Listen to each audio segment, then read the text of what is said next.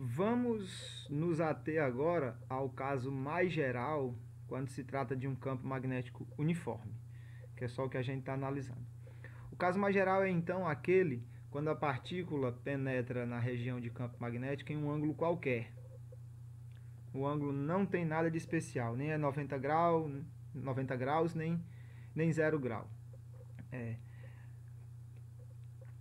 Nessa situação, a partícula vai receber então uma força magnética que é dada pela equação mais geral, como a gente viu antes. Carga vezes velocidade vezes campo vezes seno de θ. Se você for um pouco atencioso, você vai questionar o seguinte fato. Professor,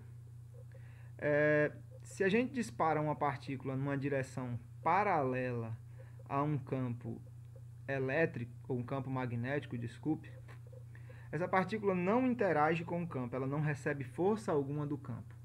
Se a gente dispara uma partícula numa direção perpendicular ao campo, então ela interage com o campo por meio de uma força que era dada por QVB.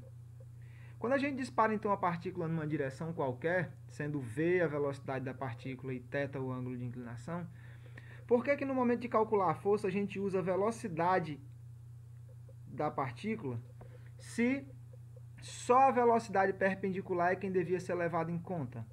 Então, para você poder entender melhor isso aqui, perceba, v a velocidade total da partícula.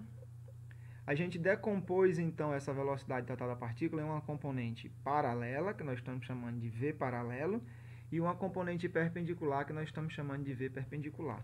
De acordo com as regras de decomposição de vetores, essa v perpendicular aqui é simplesmente v vezes o seno de θ. E essa v paralelo aqui é simplesmente v vezes o cosseno de θ. Perceba que se só houvesse a velocidade paralela, essa força daria zero, porque uma partícula que se move na direção e no sentido do campo não interage com o campo. Se só houvesse essa velocidade,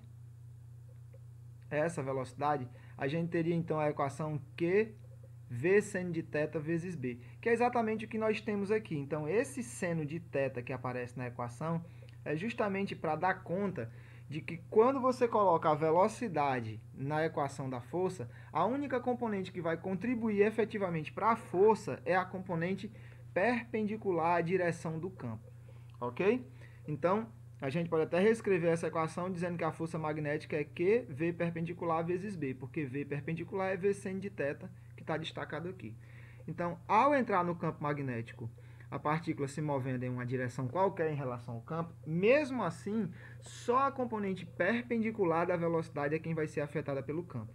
A componente paralela da velocidade, paralela ao campo, ela não é afetada, de modo que essa componente paralela ela não varia ao longo do movimento, ela permanece constante.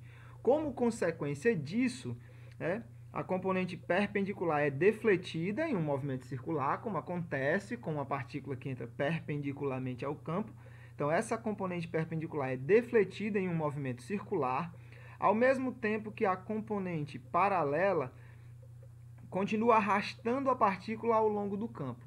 Como uma consequência disso, a partícula vai descrever um movimento helicoidal. Nesse caso, um movimento helicoidal uniforme, porque a distância que a partícula percorre na direção do campo ao longo de uma volta é sempre a mesma distância. Essa distância, inclusive, recebe um nome e é chamada de passo da hélice.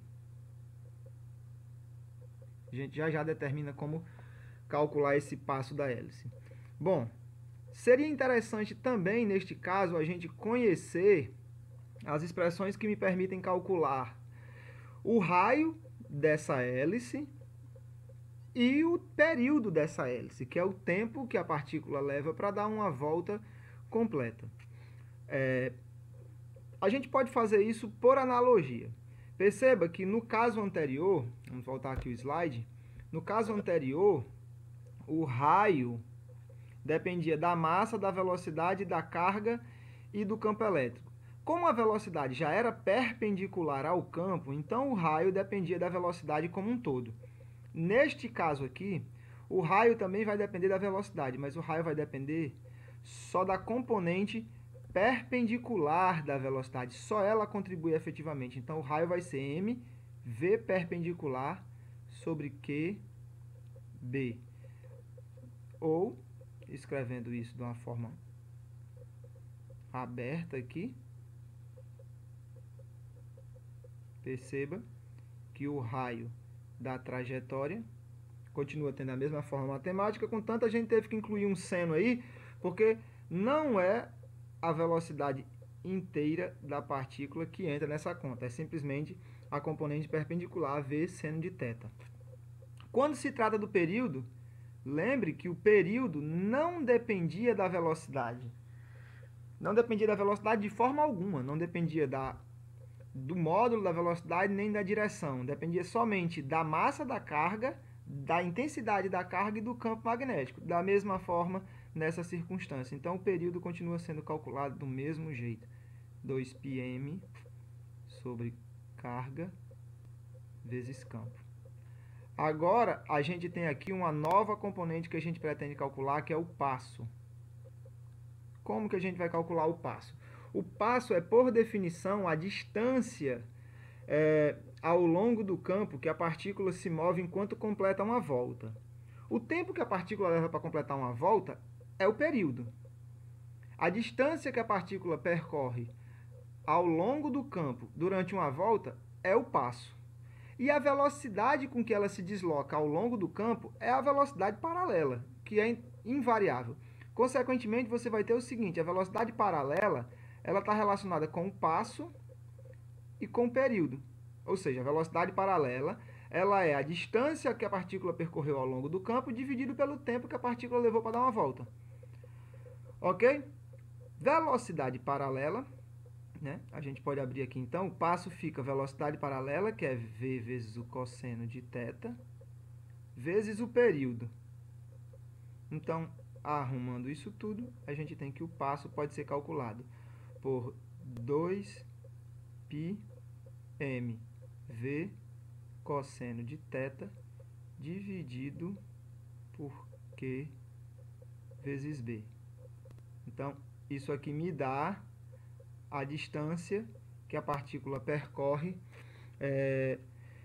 durante uma volta no campo elétrico. No campo magnético, desculpa. Uma coisa que é extremamente importante de você perceber é a seguinte: o movimento circular da partícula, em qualquer circunstância, é sempre em torno da direção do campo magnético. Então, é como se houvesse um eixo formado pelo campo magnético e a partícula sempre circula em torno desse eixo. Por exemplo, se o campo magnético está aqui saindo da página, então a partícula vai circular em torno do eixo que está saindo da página. Se o campo magnético está nessa direção, então a partícula vai circular em torno dessa direção. Consequentemente, no caso do movimento mais complexo, o movimento helicoidal, a partícula sempre circula em torno do campo e anda na direção do campo. É sempre assim. Observe atentamente esse fato, porque em algumas questões você pode ser confundido se não prestar atenção nisso. Ok? Bons estudos.